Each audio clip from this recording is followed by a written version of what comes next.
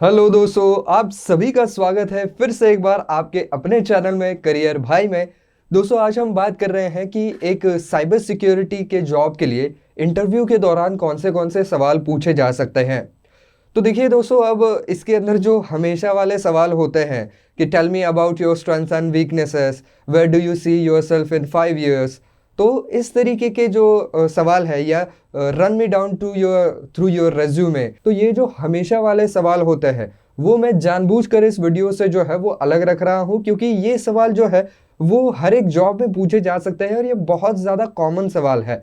मैं ज़्यादा से ज़्यादा उस रोल से या उस जॉब से रिलेटेड सवाल जो है जो आ सकते हैं वो आपके सामने रखने की कोशिश करता हूँ। बाकायदा अगर कॉमन क्वेश्चंस के बारे में आप वीडियो चाहते हैं तो वो भी कमेंट करके बताइए, मैं उसके बारे में भी वीडियो ज़रूर बना दूंगा। तो दोस्तों, आज हम देखने वाले हैं कि एक साइबर सिक्योरिटी के जॉब के लिए रोल स्पेसिफिक कौन से सवाल पूछे जा सकते हैं एक इंटरव्यू के दौरान। लेकिन दोस्तों, वीडियो शुरू करने से पहले हमेशा की तरह अगर आप चैनल पर नए हैं, अब तक सब्सक्राइब नहीं किया है तो जल्दी से कर दीजिए। तो चलिए दोस्तों, शुरू करते हैं। तो दोस्तों, इंटरव्यू के शुरुआत में जो है वो आसान सवाल पूछे जा सकते हैं और बाद में इन सवालों की जो कठिनता है वो बढ़ती चली जाती है।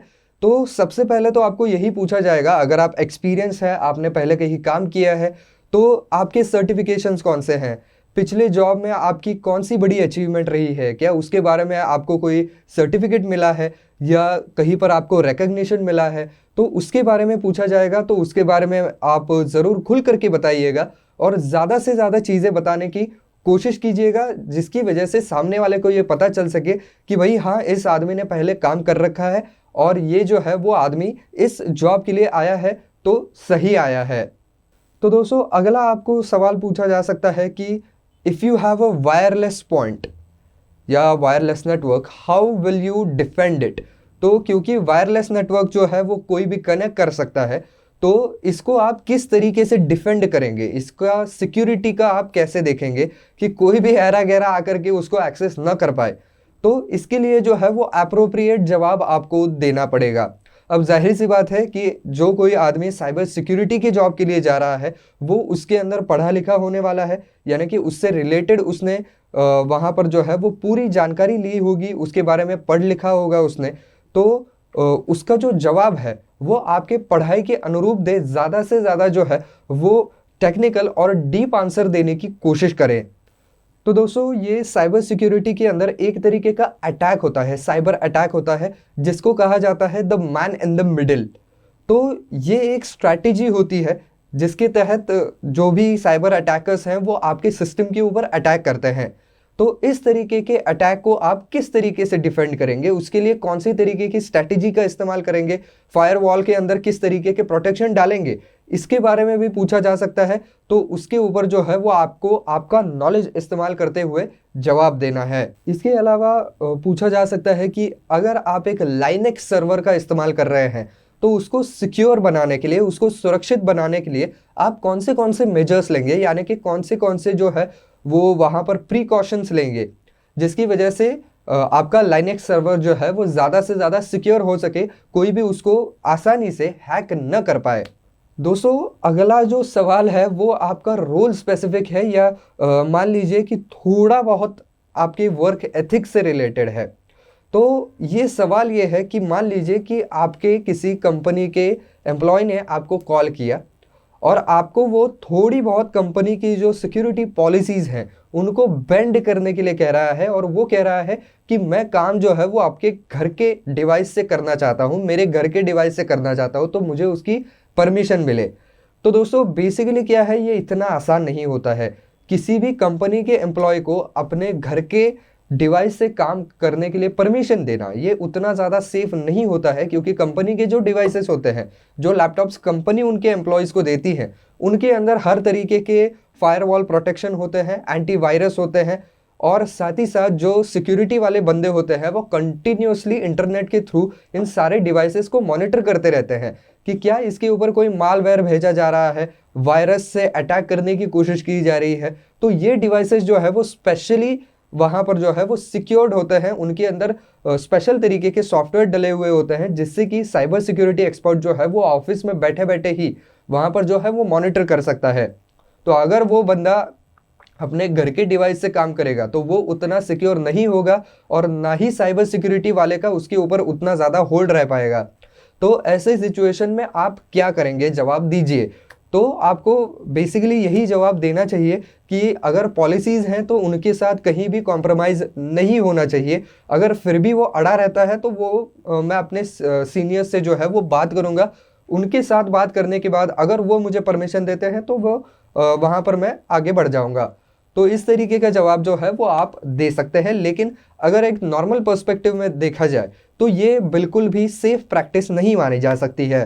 दोस्तों, अगला टेक्निकल सवाल है और वो ये है कि आप किस तरीके के पोर्ट्स को ज़्यादा प्रेफर करेंगे, क्लोज पोर्ट्स या फिल्टर्ड पोर्ट्स।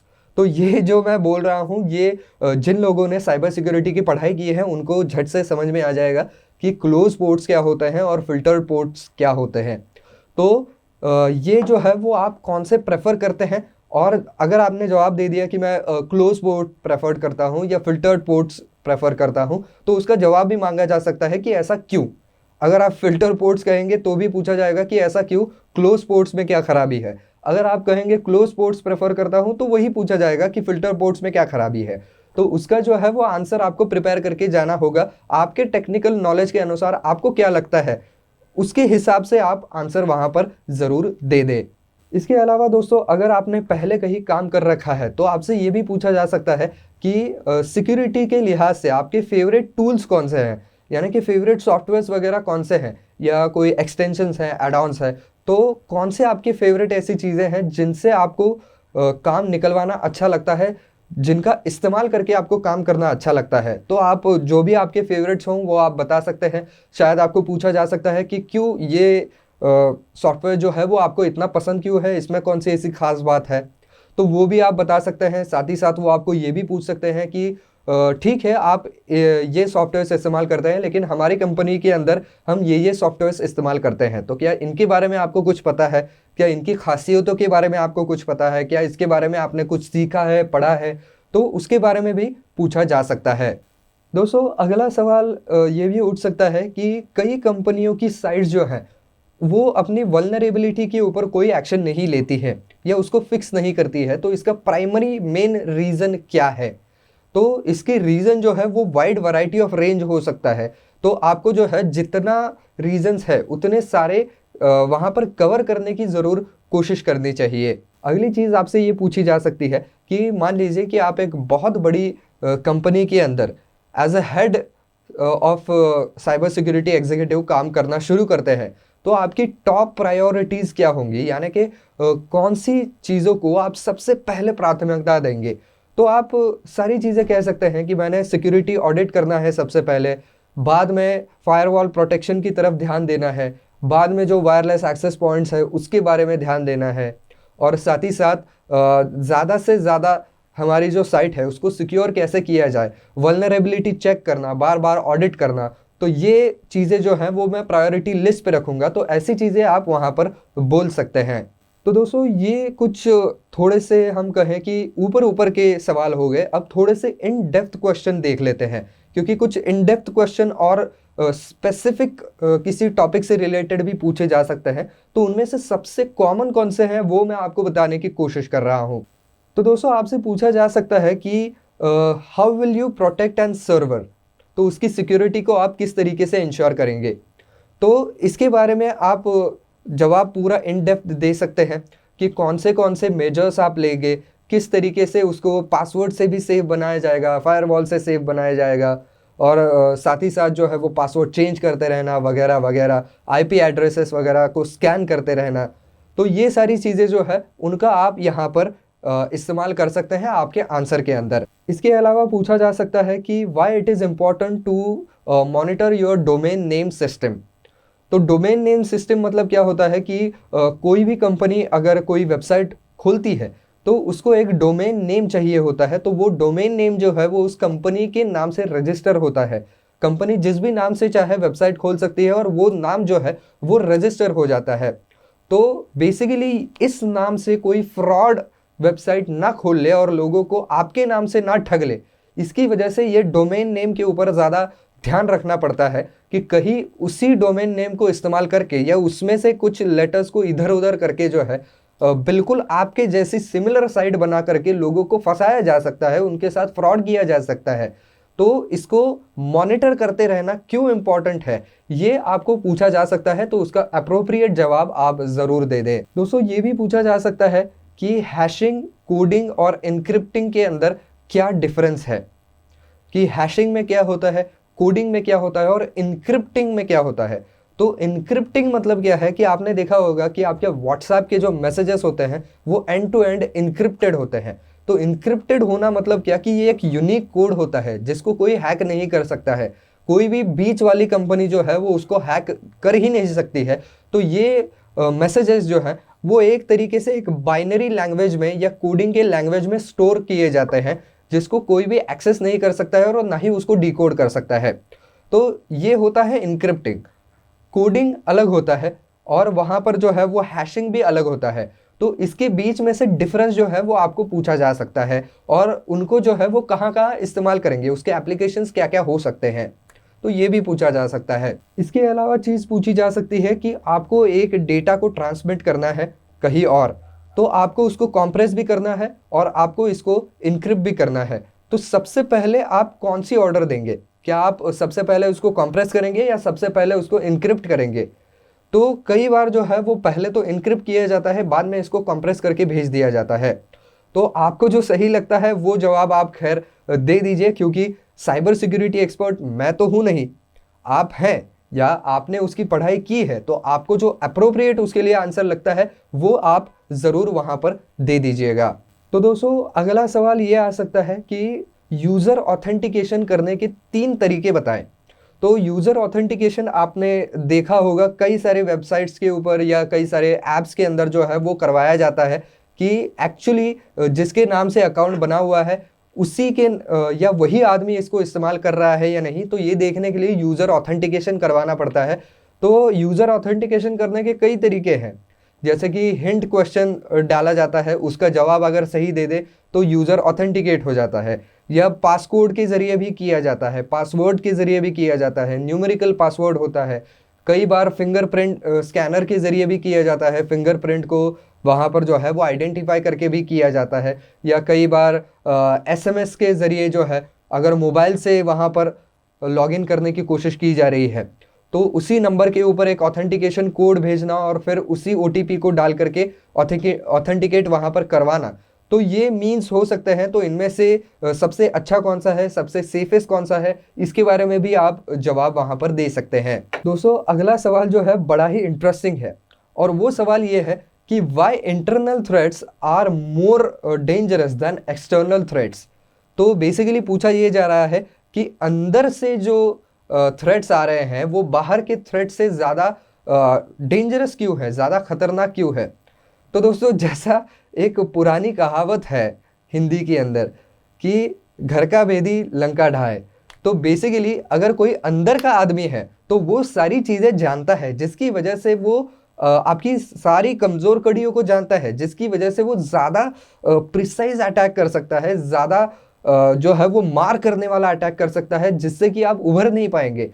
बजाय इसके जो एक्सटर्नल अटैक होता है वो बस अपने इंस्टिंक्ट के ऊपर काम कर रहा होता है कि हाँ अब ऐसे अटैक करके देख सकता हूँ, या ऐसे मैं इसकी पासवर्ड को हैक करके देख सकता हूँ, ऐसे इसके वेबसाइट को जो है वो हैक करके देख सकता हूँ। तो बाहर के आदमी को उतने डिटेल्स मालूम नहीं होते हैं, लेकिन जो इंटरनली अटैक होता है तो उस अटैकर के पास जो है वो आपके डिटेल्स होते हैं, आपकी कमज़ोर कड़ियाँ उसको मालूम होती है, जिसकी वजह से वो ज़्यादा बेहतर तरीके से अटैक कर सकता है।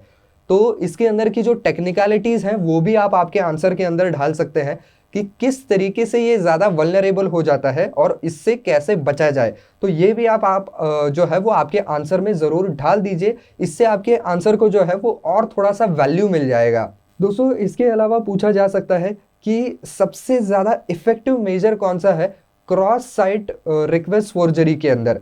तो क्रॉस साइट रिक्वेस्ट फोर्जरी मतलब क्या है कि अलग अलग वेबसाइट्स के थ्रू जो है वो अलग अलग तरीके की रिक्वेस्ट आ सकती है।